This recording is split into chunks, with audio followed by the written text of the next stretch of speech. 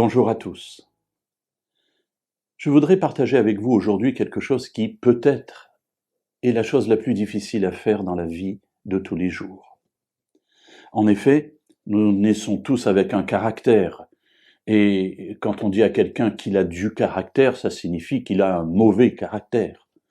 Mais que l'on soit mauvais ou bon, il y a en nous parfois des pulsions qui remontent et qui nous donnent envie de ne pas être vraiment comme il le faudrait.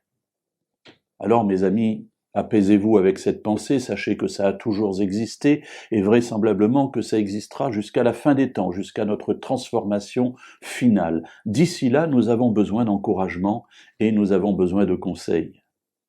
La parole de Dieu est là et dans sa première lettre, Pierre écrit au chapitre 3 et au verset 8 et 9.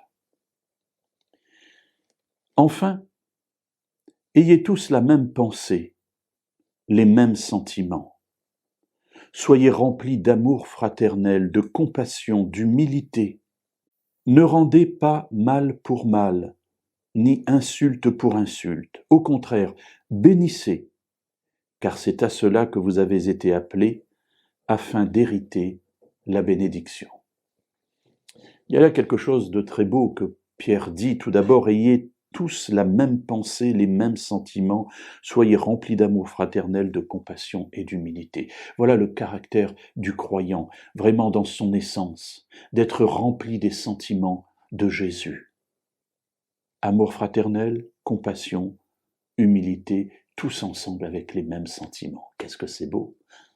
Attention, mes amis, c'est une perspective, mais nous sommes toujours en marche pour l'atteindre. Et Paul ajoute une deuxième pensée, ou plus exactement une conclusion qui permet de comprendre comment ça peut s'exprimer dans la vie de tous les jours. Et il dit, ne rendez pas mal pour mal, ni insulte pour insulte, au contraire, bénissez, parce que c'est à cela que vous avez été appelés. Voilà ce qui sort naturellement du cœur. Quand quelqu'un nous fait du mal, on a envie de lui rendre immédiatement le mal pour le mal, et peut-être même d'en rajouter un pourcentage. Et Pierre nous dit, non, non, comme Jésus l'a dit avant lui, non, non, bénissez. Ne rendez pas mal pour mal. Rendre mal pour mal, c'est laisser ce qui est naturel sortir, jaillir de nous. Or, lorsque l'Esprit est en nous, alors ce n'est pas le mal qui doit jaillir, mais la bénédiction. Alors si à un moment donné de votre vie vous sentez, comme dirait l'autre, la moutarde vous monter au nez, pensez tout de suite que vous êtes des enfants de Dieu et adressez une prière à Dieu afin de le bénir pour que votre relation avec cet autre s'apaise et devienne meilleure.